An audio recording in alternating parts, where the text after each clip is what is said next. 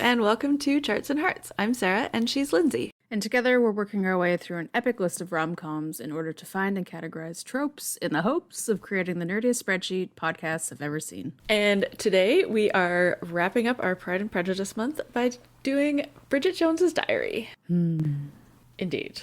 Man, I wish this movie wasn't so terrible, because then it would be so good. I know! Or I wish it wasn't so, like, late 90s, early 2000s. Yeah, I think that's a lot of it. Uh-huh. And it's I think very dated. It's very dated, and I think, like, I do have a note in here of, like, this movie, I know because it was so popular and everything, I think a lot of it was, it might have been the first of its kind in some aspects of it, of, like, what it's actually like to be single over 30 sometimes. Yeah, for sure. So I think that that's probably why we are more comfortable with movies like that now, because this is one of the first ones. On the other hand, some of the stuff about being a spinster at 32 and stuff like that is, because this movie was so popular, that's now more prevalent as well. So it's very good and bad. Yeah. Yes. Yeah. Yeah, the whole, like, you know, single person who only has cheese in her fridge and all that stuff. Like that kind of stuff, yeah. Yeah. Yeah. Yeah. Have you read the book? I don't think so, but also maybe. I definitely have read the book, but I think I like the movie more. I feel like as much as, like, Bridget isn't that sympathetic of a character in the movie, she's, like, even way less likable in the books. Yeah, and that's a lot of it. Book. Yeah. Yeah. Is why I don't watch it. Yeah. Mm-hmm. Yeah, and I think, so, like, this is kind of a Pride and Prejudice adaptation, but other than being kind of judgmental, Bridget has nothing in common with Elizabeth Bennet. Not at all. But the Darcy and Wickham parallels are super obvious, but that's really the only thing. Like, yeah, well, I guess Darcy's judgy. Darcy's judgy. Yeah, like Darcy's very Darcy. Yeah, and then the Darcy Wickham stuff. I think that's the main stuff. Although, and I guess the law partner / fiance Natasha, whatever her face is, like, is a bit Caroline, but, like, she's not more, really, like, indifferent than mean. Yes, exactly. Yeah, she doesn't care at all about Bridget. Like, she's no, so, she's much more. I don't know. Yeah. So it's very loosely. Yeah. Much more loosely than Fire Island. Oh yeah. Yeah, for sure. Yeah, and the main thing is just that Bridget is not Lizzie. Yeah, which is important to say, because Lizzie Bennet is a definite in the positive side of things, even though she has her faults. Oh yeah, for sure. Bridget Jones is not so much. Yeah, it wasn't as, like, I had really, like, I think my memories of it were worse than it actually was. Yeah, it's hard to say. Like, I know I saw the second one. I didn't see the third. I watched the trailer for it last night, and I was like, what? I've not seen the third. No, never. No. Thank you. No, thank you. No. So it might be that my negative memories of her are more from the second. Yes, she's much worse in the second. And honestly, I am, like, not a big fan of Renee Zellweger, and I think she's actually good in this. It's just as a character that I don't like. Yeah, I think that, like, I don't know if we've talked about my, like, severe aversion to cringe humor, like Meet the Parents, like that kind of stuff. Yeah. And that's what I think about when I think about Bridget Jones. Like, I think about the fire pole angle shot of, like, what the fuck is that happening? Yeah, but, like, humor that's embarrassing is awful, and you have awful. Like, an extra I just can't deal with it, because that's where my anxiety lives. Yeah. So maybe that's part of the second one more as well, of, like, that they lean into that more. I'm sure there's way more of I think so. That one. So that is, like, every time I think of Bridget Jones, that's how I feel. I'm like, no, I don't. No. And then, no, thank you. Yeah. And then also just, like, all the feelings of, like, you know, being in your early 20s or whatever I was, like, late teens, early 20s when this came out, and, like, oh, they think 130 pounds is, like, a super fat overweight person. Yes. Awesome. Awesome. Like, I'm definitely already weighing more than that. Yeah. At 17. I was when this movie came out. Yeah. Uh-huh. So there was, like, that whole thing of it. And, like, also now looking back, like, she's 32. Like, yeah, it's not that old. No. And, like, you know, she's trying to have a career and blah, blah, blah. And I think also, I feel like in the second one, there's more about her career drama, and it's just, like, it gets even less realistic. But that's okay. Yeah. The, like, workplace sexual harassment in this is Yeah. Whew. Kind of insane. Kind of a lot. Like, Yeah. I haven't read the book. Like, even if I read the book, I don't remember, but I'm like 90% sure most of that is direct from the book. Oh, yeah. From my recollection, it is. It's and not, just like, what? Yeah.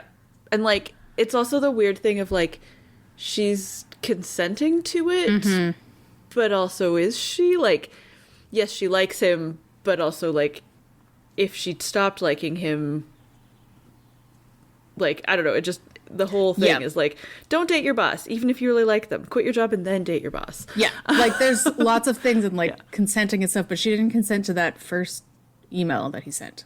No, exactly. Yeah, like he starts it. And then she's like, oh, he does like me. Yeah.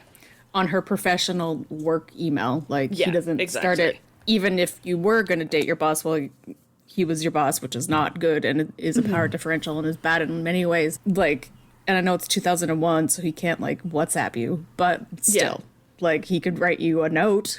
Exactly. Like, just like that's a sexual like, harassment case. Like, the emails still exist even after she left. Those emails exist, right? Yeah. Or like, you know, he could ask for her number in a like low pressure kind of like. Yeah. But yeah, it was bad. Ugh. Yeah. Oh, just one more thing with the fat and the weight and all of that exciting stuff of like the classic they have sex and she's still wearing her bra situation, which is just a weird situation. But it is the skimpiest bra ever seen. Yeah. Like, one class, that class, been like half cups. I'm like, overweight people have never worn those bras in their lives. No, exactly. And like, she put so much thought into what underwear to wear. Yeah. And then her bra was completely fine. Like, that's not how it works. No, that's not how it gets. Especially that dress like that. Like, that dress was very fitted. Yeah. Yep. If you are actually overweight, not 130 pounds when you're what, 5'5"? Like, would you look at her next to Colin? I think he's like a foot taller than her. So she's... Yeah. But anyway. And she gained 20 pounds. Yeah, she gained weight to do this movie, too. Yeah. Anyway, okay. Anyways. Moving on to some positives. Positives, yes. I really felt like I knew the singing along in the opening. Like, I knew that was the opening. It's a thing I remember. But the fact that she's watching Frasier really made me feel seen. I know. I saw that. I thought of Lindsay. So good. And it's 22 years later, but whatever. Frasier sometimes holds up, sometimes not. Anyway, moving on. Like anything. But the singing along in the opening, like, I think we talked about it in The Holiday, but it was the first time I feel like, at least I've experienced, that people in movies and therefore other people do this. Yeah, not exactly. Just me.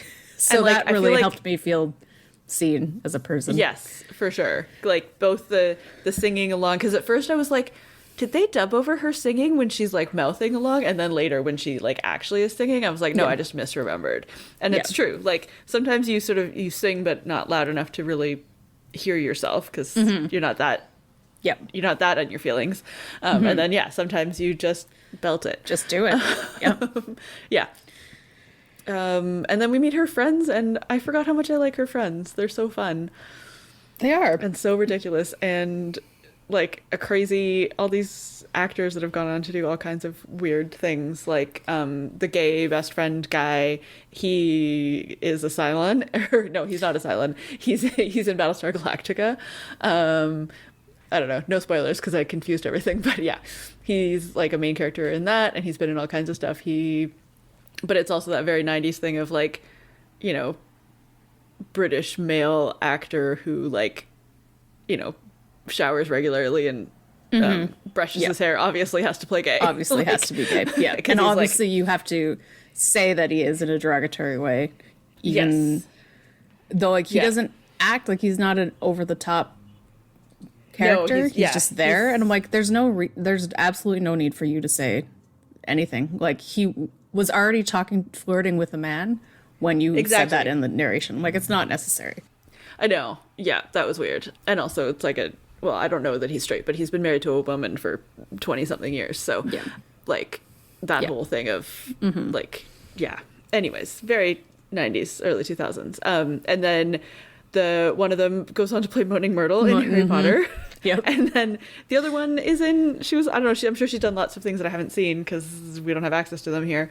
But she's in a season of Taskmaster. I'm like, oh, she does look super familiar. I was gonna look her up. She's been in lots of things that are like random things. Yeah, lots she's been working for a long time. And at least in the trailer, her and the guy are in the third movie. Oh, cool. Which I thought was kind of nice. I was like, she's a horrible person, but at least she still has these friends 20 years later. Yeah, which is nice. Yeah. And then we all had to do a shot because Bridget Jones said it's a truth universally acknowledged. Agreed. Which is how you know that it's a Pride and Prejudice adaptation. Not the fact that Colin Firth was playing a guy named Mr. Darcy. And also she works at Pemberley Publishing or whatever. Yeah. Also, I just looked up because Sally Phillips plays Shaza, the friend, and she also plays Mrs. Bennet in Pride and Prejudice and Zombies. Amazing. Which is a really good movie, by the way. We'll do it next time we do Pride and Prejudice adaptations. I don't know. No promises. Yes. Okay. Yes. Lindsay has a note of like, this is why I don't go to costume parties without other people. And mine is like, this is why I prefer not to go to costume parties at all. Well, yeah, like I don't like to go to costume parties at all, but like if you think back, like just me and you, if you think back to our Halloweens as adults. Well, Halloween's different, yeah. I know it's different, but still I'm just like, even when I did Halloween costumes, it was never my idea. It was always like my roommates or someone of like, do you want to dress up? And I'm like, sure. Yeah. Or like we did like lots of large group costumes and that's way less stressful because because you're there and you're going together. But yeah, like this movie, like that happened in this movie and I was like, one of my greatest fears realized. Yep. So one of the main obvious things of the adaptation is Mark, Mr. Darcy, telling her that he likes her despite all of these things. Which I was like, it also went just as badly as it did for Colin in 1995. And I was like, I wonder how he felt about that when he was doing it. I know. It's like, I didn't get to act this incredibly awkward scene once, but twice. Oh. But she does get to criticize him back when she does it to him, which is the only time that's ever happened. It didn't even happen in Lizzie Bennet. No, it's so good. And so I really like that because I feel that he deserves it. He's not a perfect person. Yeah. No, it's like, I like you despite this. And she's like, oh, I also like you despite this. Yeah. Yeah, for sure. One super minor thing that I noticed, but I think is also kind of indicative of the time, and I probably wasn't intentional, but maybe it was, I have no idea. So at some point when she's like swearing off men and she gets rid of all of her like self-help sort of dating books and gets all these new self-help like be a girl boss, but before they had the term girl boss. All of the books that I saw, including the like be a single independent woman, were all written by what I would assume to be men. Ugh. It was hilarious. I was like, oh, man, can't read it, man. Oh my God. Yes. Yes. And I think my actual favorite part of this entire movie is Darcy's reindeer sweater. I know. It's so good. Because from the back, it's so good. I can't even. And then from the front, it's a completely different kind of so good. It's so good. Yeah. Yeah. And then, I don't know, the supporting cast of this movie is fantastic. Like, her parents are so good. Yes, they're amazing. Like, the work, like, her direct boss lady, Perpetua, is fantastic. Just everybody in this is really, really good. Yeah. Which that's the part I'd kind of forgotten. Me too. Like, I obviously remembered her parents being the main Harry Potter people of this movie, but I'd forgot about Myrtle. And then I think her weird aunt, she's in a lot of stuff, that woman. Yeah, the Una or whatever. Yeah. Maybe also Harry Potter? I don't know. Yeah. And then this reminds me of the Strange Bedfellows episode of this one is they invented a segment called Is Salman Rushdie in this movie? Only for this movie. Amazing. And they're like, yes, he is. He is. Apparently he was in this movie just because he like knows Helen Fielding or like they're friends and he was in town or something. And yeah, it's very Dustin Hoffman in The Holiday kind of thing, but just so much weirder. Of like, not that he's a weird guy, it's just like the weirdest cameo to have in. a movie. Well, and it's cool because like of the like trying to pronounce his name and blah blah blah. Yeah, it's so good. Yeah. All right. Should we move on to do some tropes? Yeah. Oh, you got a lot. bunch I forgot about. Yeah. There's a lot. Okay. First up, we've got ye old spinster shaming. Oh, great. It's so great. 32. Did you know the origin of the word spinster? No. Oh, okay. It comes from a woman who's so good at like spinning or making cloth or like doing the job of being a spinster. She's so good at it that she makes enough money that she doesn't need to get married. Oh, fuck you, capitalism. Yeah, basically. Patriarchy. Yeah, patriarchy. For turning that it's around like, on us. Yeah. Yeah. So it was like basically the only reason women got married was because they needed money. And if you're a spinster, then you didn't need you're to. good at your job. You don't need to. So yeah, like I will proudly alewives. Be a spinster. Yeah. It's basically, I could spin. Yes. I don't, but I could. No, but I could be an alewife. Oh, yeah. Sign me up. Or a witch, because I'm a scientist. Well, whatever. Yep. Obviously. Pride and Prejudice adaptation. Big trope that we're doing. The whole reason we're doing it this month. Yep. It's funny. There is a part of the trivia where they like list them all. They're like, it's not a direct adaptation, but here's some stuff. And then I miss a bunch. And I'm like, dude, did you read the book before you came and read this list? Right. Yeah. Oh my gosh. Yeah. Oh, skeezy, gross boss. Yeah. Yeah. Like, I think like this is a different category than shitty boyfriend because he's like, aside from the part when he cheats on her, he's like in the like the first 3/4 of the relationship, he's actually not that bad.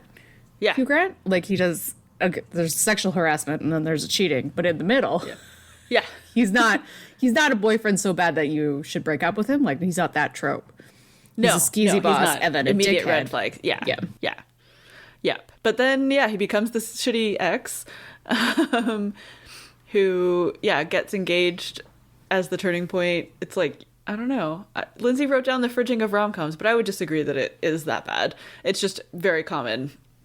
Yeah, I feel like it's not as bad, obviously as bad as fridging, but it is like, and you look at it not from a character dying, a female character dying, but you look at it from a reason for the protagonist to be motivated in her life. Yes, it's source of external motivation. Yeah, and that's what it can be quite a lot, and not like, I don't like my job or my boss sexually harassed me, I should find a new job. It's more of my boyfriend dumped me. So now, and because he's my boss, I need to find a new job. Like, yeah. Like she had shown no interest that we know of like wanting to get into television. Mm-hmm. Although if she was the one who came up with the tagline, "The greatest book of our time," maybe she shouldn't be in PR. No, for sure, she should not. She should not. I feel like that was the only thing that they could come up with that was, because it sounds like that book was horrendous. Mm-hmm. Yeah. Okay. Yeah, and then this one is a little tricky to figure out. Like it's not giant misunderstanding that keeps them apart. No, that falls under the Lizzie Bennet of Bridget Jones of like her finding out something and judging him immediately.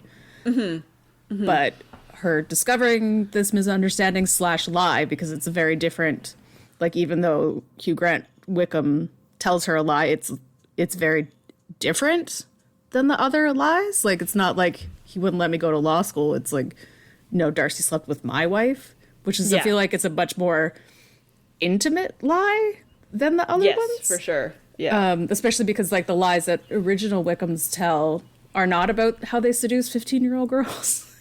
Like, obviously what real Wickhams do is way worse, but the lie, you know what I mean? Like, it's a weird thing. Yeah, it's weird that was the lie, but... Yeah. Anyway, but then her discovering that truth is, like, this huge thing that's all of a sudden that she's completely changed her mind about this person. It's not the slow burn of Pride and Prejudice. No. It's her... It's a fast burn. It's a fast burn. Yeah. Like, he's nice to her one time, and then she discovers this truth, and then she's like, nope, I'm in love with you. Yeah. And then we get the trope of the running at the end, both where she has to drive the car on the snowy road because her dad drives too slow, and then also running down the street in, like, a sweater and underwear. Yeah. So good and so embarrassing. Yeah. And then in between those running and the ends, we get a big embarrassing speech with her, which is when she just yells out when she finds out that they're engaged, which I don't think they actually are. No, I think he just let his dad believe it. Yeah, it was very weird. But still, she does give an embarrassing speech, not really declaring her love, but just like her passion for him flew out, and then she had to come up with something on the fly in front of all of these people. Yeah, loss for England. Yeah.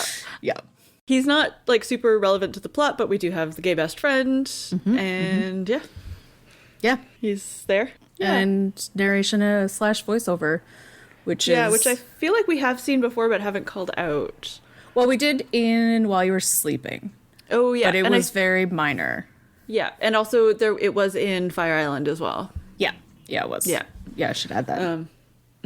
So yeah. Do you want to talk? We didn't really talk about her as a character and why we don't like her. Oh, why don't I like her? I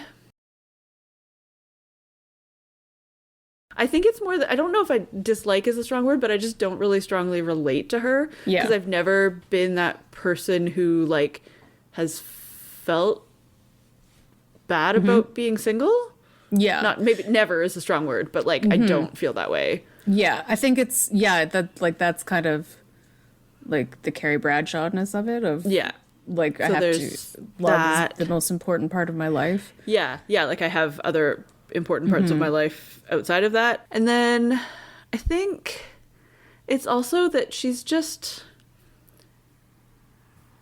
flaky in that like annoying way. Like she's not good at her job. She ignores her friends when she's in a relationship. Like, yeah, I think she doesn't put her cheese in a container in her fridge. Yes. Like that's just gross. Yeah, and then just eats it moldy. I'm like, you were living on a busy street, just go outside. And like exactly, like, and I'm saying that, and I live 30 seconds away from 45 seconds of an elevator, and then 30 seconds away from a 7-Eleven, and I still won't do it. I'll just eat something else, but I will always have food in the house. Even if it is saltines. But I think the thing about the friends is makes me think of this before we get to our next segment is that and I know that she's the main character and that's all of that, but we know absolutely nothing about their lives.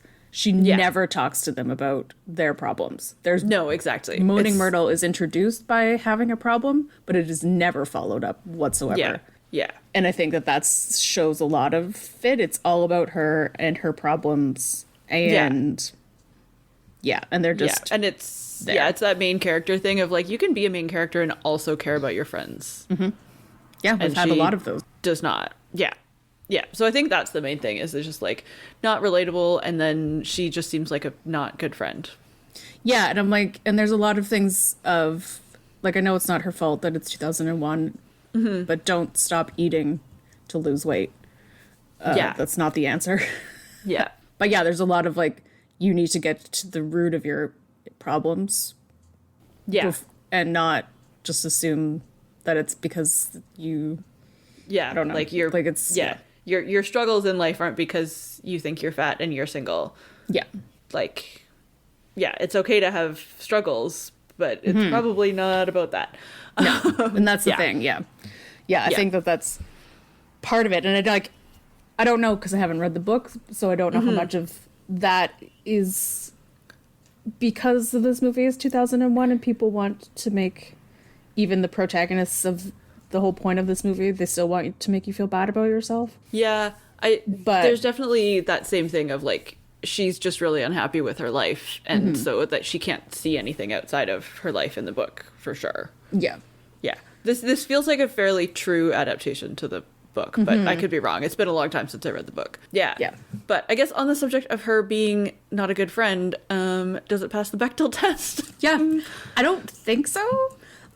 And that's she might talk to her like direct boss Perpetua about the work event thing, but like barely.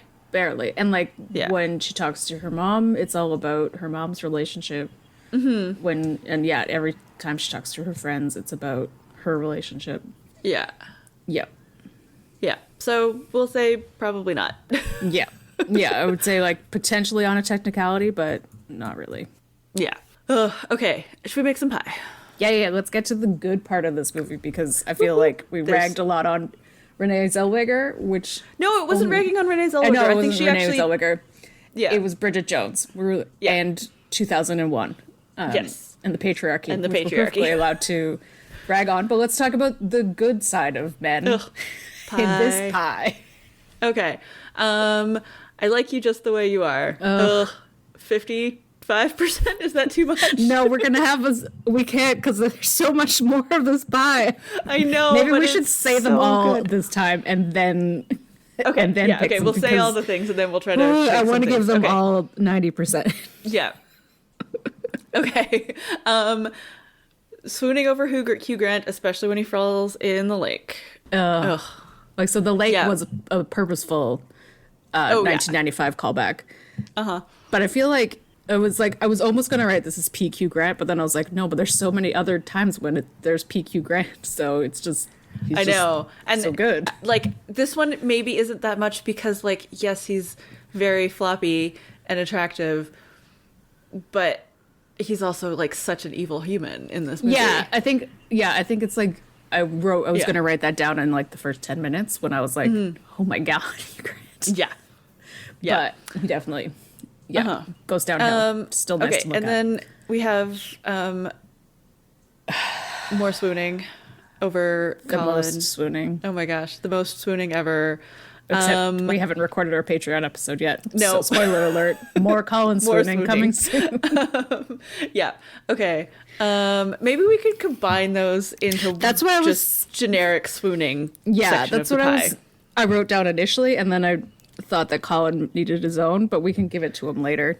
Yeah. Okay. It's Smoking. just so good. Yeah. Oh my God. Everybody smokes so in much this smoking movie, in and this it's gross. Ugh. Ugh. And then, well considered or not considered undergarments. I feel like undergarments play a huge part in the plot of this movie. They do. Okay. Yeah, it's a good. It's like this is how you know a rough timeline of when Spanx were invented. Yeah, because this was pre-Spanx. Yep. Okay. Combine the swoons. Yeah. So just like us swooning is the thing. You swoon plus Colin swoon equals us swooning. Yep. Okay, so smoking is probably the smallest because it happens throughout, and it's gross, and we don't like it. Yeah, I agree. 10? Like 5? 5, 10? Let's go 5. 5. Okay. Well considered undergarments. Seems 10. like the next. We'll call that 10. Yes. Okay, swooning. So we've got 85 left. So if we do 40% swooning and 45% just the way you are. Yeah, I think that's a fair, because just the way you are is a kind of a Colin swoon. So. Exactly. Exactly. So that covers, yeah. Okay. Yeah, so 45% just the way you are, 40% us swooning, 5% smoking, and 10% well-considered undergarments. Yes, that's good. I accept that. Yeah. Lindsay has a caveat that I'll let her add. Yes, I wrote this down near the end, and it is like, again, we haven't recorded our Pride and Prejudice Patreon episode, but I know where it's going, and so I will say, as of April, Darcy Stare wins the pie for the whole month. Oh yeah, all of April is just one pie. The April pie is just Darcy staring right into your heart and soul, staring at you, because it is. Whew, it reminds me when I watched the miniseries. It reminded me of when some friends and I watched the 2005, and we did a drinking game of every time they said Bennett, every time they said Catherine de Bourgh, and every time Lizzie and Darcy stared at each other. And God, you'd be so drunk. So drunk. Okay. Yeah. Okay. But we'll save that for our Patreon episode, which we'll talk about in a sec. What's next for these 2 or 3? What's next for Bridget? Yeah.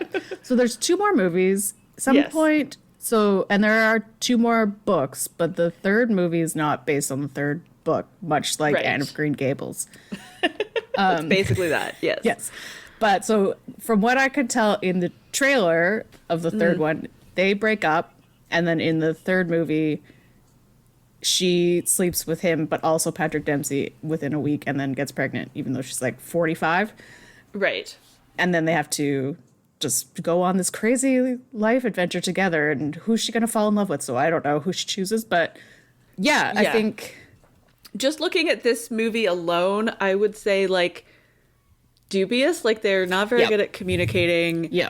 And, like, they grew up together, but they don't otherwise have, like, a lot in common. Like, she's a disaster and he is not, etc. Yeah. Yeah, I think that some of the... Because, again, this Darcy is much more ripped off from OG Darcy than Bridget is. Yes. And I think that some of Darcy's qualities don't translate well to modern times, unless you're in Lizzie Bennet.